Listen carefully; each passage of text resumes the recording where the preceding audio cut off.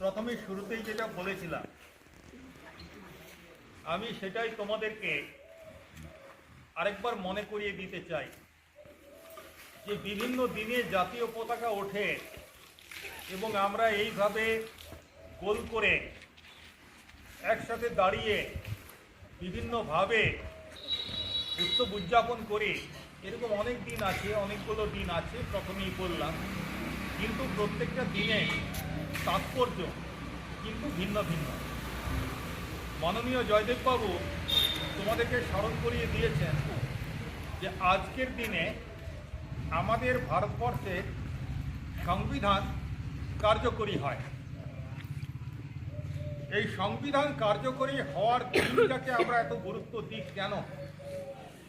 যতটা গুরুত্ব দিই এটা কিন্তু তার চেয়েও অনেক বেশি গুরুত্বপূর্ণ। আমরা ইতিহাসে পড়েছি যে স্বাধীনতা লাভের আগে প্রায় 200 বৎসর ইংরেজ আমাদের শাসন করেছে এবং সেই সময় দেশটা চলতো ইংরেজের ইচ্ছা অনুসারে। ইংরেজ শাসক যেমনভাবে খুশি তারা আমাদের সঙ্গে ব্যবহার করত এবং আমরা ইতিহাস থেকে জেনেছি যে তারা ভীষণ রকমের অত্যাচার সাধারণ মানুষের উপর, সাধারণ ভারতবাসীর উপরে করত। যদিও ইংল্যান্ডে নিয়মতান্ত্রিক রাজতন্ত্র প্রতিষ্ঠিত আছে, তবুও ইংল্যান্ডের নিজের দেশে গণতান্ত্রিক বিচার ব্যবস্থা, সেখানে সাধারণ মানুষের অধিকারকে মর্যাদা দেয়া হয়, কিন্তু আমাদের দেশের জন্যে তারা কিন্তু অন্যরকম ব্যবস্থা চালু করেছিল। এবং আমরা দেখেছি ইংরেজ আমলে ইংরেজের অত্যাচারের শিকার কিভাবে ভারতবাসীরা হয়েছে। এমনকি সুদূর আফ্রিকায় আমাদের মহাত্মা গান্ধীকে ট্রেন থেকে ফেলে দেওয়া হয়েছিল। মানবিক অধিকার এগুলোকে চূড়ান্তভাবে লঙ্ঘন করছিল শাসক ইংরেজ। 1947 সালে আমাদের দেশ স্বাধীন হয় 15ই আগস্ট, কিন্তু তার আগে আমরা ভারতবর্ষকে স্বাধীন করব এই প্রতিজ্ঞা নেয়ার জন্যে 26শে জানুয়ারি দিনটিকে স্বাধীনতা দিবস হিসেবে পালন করা হতো, যাতে একদিন আমরা স্বাধীনতা অর্জন করতে পারি। যেভাবে ইহুদিরা 2000 বছর ধরে নেক্সট ইয়ার ইন জেরুজালেম এই শপথ বাক্য পাঠ করত প্রত্যেক বছর, এবং 2000 বছর পর তারা তাদের নিজের ভূমি আবার ফিরে পায়, ঠিক একইভাবে স্বাধীনতার আগে এই 26শে জানুয়ারি দিনটি আমরা ওই শপথ নিতাম যে আমরা ভারতবর্ষকে স্বাধীন করব। এরপর যখন 1947 সালে 15ই আগস্ট ভারতবর্ষ স্বাধীন হলো, অত্যন্ত দুঃখ এবং যন্ত্রণার মধ্য দিয়ে, কারণ স্বাধীনতার সঙ্গে সঙ্গে দেশ মাঝে 3 টুকরা করা হলো এবং প্রচুর ভারতবাসী তারা এই দেশ ভাগের কারণে অত্যাচার এবং নির্যাতনের শিকার হয়ে প্রচণ্ড দুর্ভোগ তাদেরকে ভোগ করতে হয়েছে। যাই হোক, তবু আমাদের আনন্দের বিষয় এটাই যে 1947 সালের 15ই আগস্ট অন্ততপক্ষে আমরা স্বাধীনতা অর্জন করলাম, আর আমরা ইংরেজের অধীনে নেই, আমরা স্বাধীন, আমরা আমাদের দেশ শাসন করব। কিন্তু তারপরেও লক্ষ্য করে দেখবে যে 1947 সালের পর ভারতবর্ষের গভর্নর জেনারেল পদে রয়ে গেলেন এক ইংরেজ বলে, তার নাম লর্ড মাউন্টব্যাটেন। গভর্নর জেনারেল পদটা বা গভর্নর জেনারেল ভাইসরয় পদটা আমাদের নয়, ওটা ইংরেজের তৈরি করা। তাহলে আমরা কিভাবে স্বাধীন হলাম? পূর্ণাঙ্গ স্বাধীনতা কিন্তু তখনও আমরা পাইনি, কারণ আমাদের দেশের মাথার উপরে আছে একজন ইংরেজ এবং ইংরেজ সৃষ্ট পদ লর্ড মাউন্টব্যাটেন। তারপরেও দেখলাম লর্ড মাউন্টব্যাটেনের পরে আবার সেই গভর্নর জেনারেল এখানে ভারতীয় একজন হলেন, কিন্তু পদটা ইংরেজের তৈরি করেন। তিনি হলেন চক্রবর্তী রাজা। টেনে পড়তো যারা, চক্রবর্তী রাজাগোপালাচারী। এরপর 1950 সালে 26শে জানুয়ারি যখন আমাদের সংবিধান গৃহীত হয়, তখন থেকে আমরা আমাদের নিজেদের শাসনতন্ত্র আমরা পেলাম। তখন আর গভর্নর জেনারেল নয়, তখন আমাদের রাষ্ট্রপতি আমাদের সর্বোচ্চ সাংবিধানিক প্রধান। এবং দেশ চালনা করবে কারা? দেশ চালনা করবে ভারতবাসীরা। কিভাবে দেশ চালনা করব? আমরা সবাই গিয়ে দিল্লিতে মসনদে বসে যাব যে আমরা তো ভারতবর্ষের স্বাধীন জনগণ, আমরা দেশ শাসন করব, তাহলে সিংহাসনটা ছাড়ুন, আমি বসি, আমি তো ভারতবাসী। তো ভারতবর্ষের 140 কোটি মানুষ ওই সবাই যদি সিংহাসনে বসতে যায়, কি হবে? কোন সিস্টেম এটা? তো এর জন্যে ভারতীয় সংবিধান আমাদেরকে যে অধিকারটা দিয়েছে, হ্যাঁ তোমরাই শাসন করবে। কিভাবে করবে না? আমরা ভোট দিয়ে আমাদের প্রতিনিধি নির্বাচন করব, আমাদের লোক সে যাবে শাসন করতে। এই জন্যে আমরা ভারতবর্ষে আমাদের এই বিষ্ণুপুর এলাকার মানুষ, আমরা দিল্লিতে একজনকে পাঠাবো। তো আমাদের এখানে দেখতে লোকসভার ভোট হয়, তো বিষ্ণুপুর লোকসভায় বিভিন্ন মানুষ ক্যান্ডিডেট হয়ে দাঁড়ায় যে আমাকে পাঠাও তোমরা লোকসভায়। ঘরে ঘরে এসে প্রচার করে। এখন ভারতবর্ষের রাজনৈতিক দল আছে, সেই দলেরাও প্রচার করে। এরপরে কি করে? প্রত্যেকটা মানুষ তার পছন্দ মতো প্রার্থীকে ভোট দেয়, যে না এই গেলে পরে আমাদের কথা উপরে তুলে ধরবে, আমাদের হয়ে শাসন করবে। তাহলে প্রত্যেকে ভোট দেয়, এবং যে সবচাইতে বেশি যিনি ভোট পান, অর্থাৎ এই এলাকার সবচাইতে বেশি মানুষ যাকে ভোট দেন তিনি নির্বাচিত হন এবং তিনি পার্লামেন্টে যান। পার্লামেন্টে বলতে লোকসভায়, পার্লামেন্টের আরেকটা কক্ষ আছে, সেটাও গণতান্ত্রিকভাবে নির্বাচিত একটা কক্ষ, সেটার নাম রাজ্যসভা। যাক, সেই প্রসঙ্গে এখন আসছি না। তো এইভাবে সারা ভারতবর্ষ থেকে 542 জন আমাদের প্রতিনিধি তারা লোকসভায় যান। এবার লোকসভায় গিয়ে তারা নিজেদের মধ্যে চর্চা করেন, আলোচনা করেন যে আমাদের মধ্যে যোগ্যতম ব্যক্তি কে আছেন যাকে প্রধানমন্ত্রী করা যায়। আমাদের রাষ্ট্রপতি সাংবিধানিক প্রধান, কিন্তু প্রধানমন্ত্রী প্রশাসনিক প্রধান। উনি রাষ্ট্রপতির হয়ে সব কাজ উনি করেন এবং রাষ্ট্রপতির নামে সমস্ত অর্ডার বের হয়। এবং এই রাষ্ট্রপতিও তিনিও কিন্তু আমাদের দ্বারা পরোক্ষভাবে নির্বাচিত হন। আমরা যে এমপিদেরকে নির্বাচিত করি তারা, এবং আমরা যেসব এমএলএদেরকে নির্বাচন করি তারা, এবং রাজ্যসভার সদস্যরা, এরা সবাই মিলে ভোট দিয়ে রাষ্ট্রপতিকে নির্বাচিত করেন। তো রাষ্ট্রপতি নির্বাচিত হচ্ছেন কাদের দ্বারা? কিছু প্রতিনিধির দ্বারা। তারা কাদের প্রতিনিধি? তারা আমাদের প্রতিনিধি।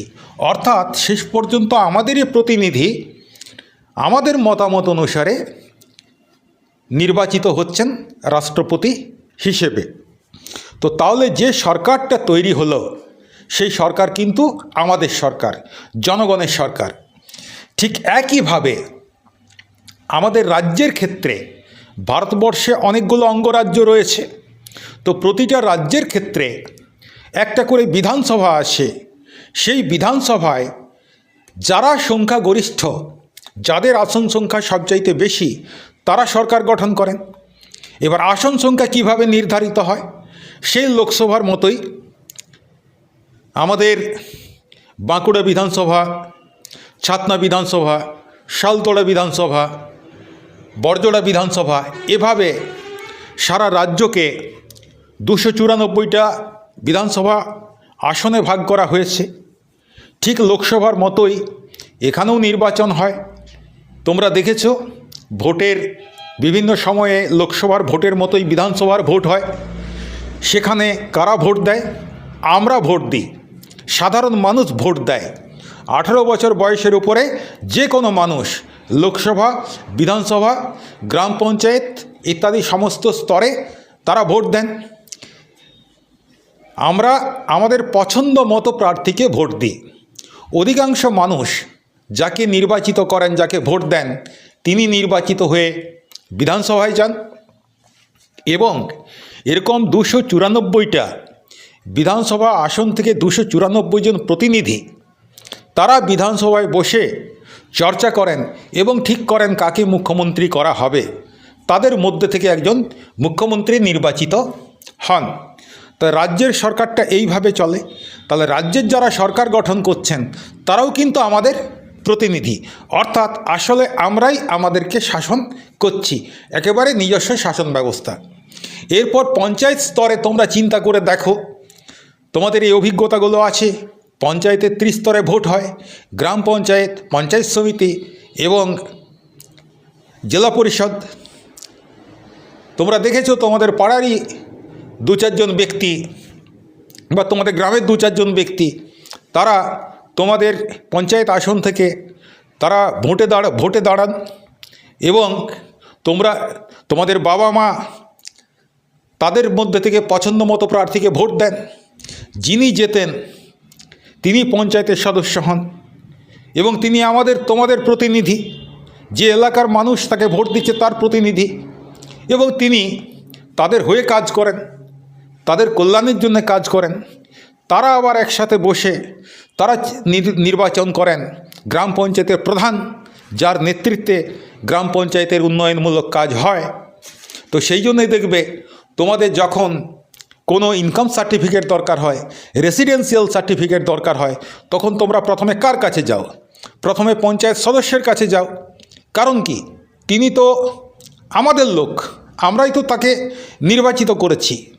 তার কাছে যাবে, তিনি রেকমেন্ড করবেন, তিনি রেকমেন্ড করার পর প্রধানের কাছে যাবে, প্রধান গেলে প্রধান সঙ্গে সঙ্গে সার্টিফিকেট দিয়ে দেবে, কারণ তাকেও তো আমরাই নির্বাচন করেছি। অর্থাৎ এইভাবে আমাদের সমগ্র শাসন ব্যবস্থাটা কিন্তু আমাদের দ্বারাই নির্বাচিত।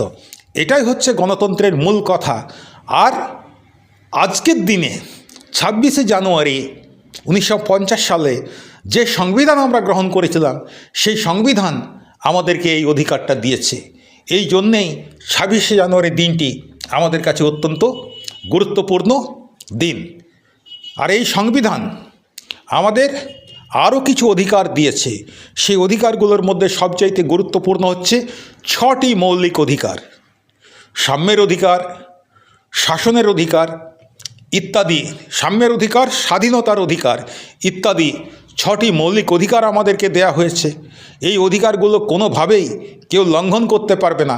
ব্রিটিশ আমলে যেটা কল্পনাই করা যেত না। যদি কেউ এই অধিকার লঙ্ঘন করে তাহলে তার বিরুদ্ধে আমাদের বিচার চাওয়ার রাস্তা রয়েছে। আমরা বিচার চাইতে পারি এবং যদি প্রমাণিত হয় যে সে আমার অধিকার ভঙ্গ করেছে তাহলে তার শাস্তি হবে। তো এই অধিকার যেমন দিয়েছে, সেরকম সংবিধান আমাদের জন্যে কিছু কর্তব্য নির্ধারণ করে দিয়েছে। সেই কর্তব্যগুলোকে বলা হয় মৌলিক কর্তব্য। আমরা যদি আমাদের দেশকে সুন্দরভাবে গড়ে তুলতে চাই তাহলে আমাদের প্রত্যেকের এই কর্তব্যগুলো মেনে চলা উচিত। আমাদের বিদ্যালয়ে পড়ানো হয় মৌলিক কর্তব্যগুলোর বিষয়ে, তোমাদের বইয়ে থাকে দেখবে, কিন্তু আমরা এই পাতাগুলো পড়ি না। যদি আমরা না পড়ি, যদি আমরা সেই মতো আমাদের আচরণটা নির্ধারিত না করি, তাহলে দেখো শুধু ওই 26শে জানুয়ারি এসে পতাকা তুলে কোনো লাভ হবে না। আজকের দিনটা হচ্ছে আমাদের কাছে শপথ নেয়ার দিন। সংবিধানের যে মূল আত্মা, সেই আত্মাকে আমাদের রক্ষা করতে হবে।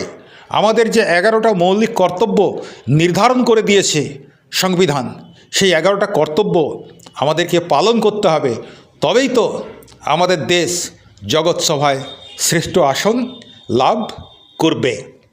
পরিশেষে এইটুকুই বলি, ডক্টর বি.আর. আম্বেদকরের নেতৃত্বে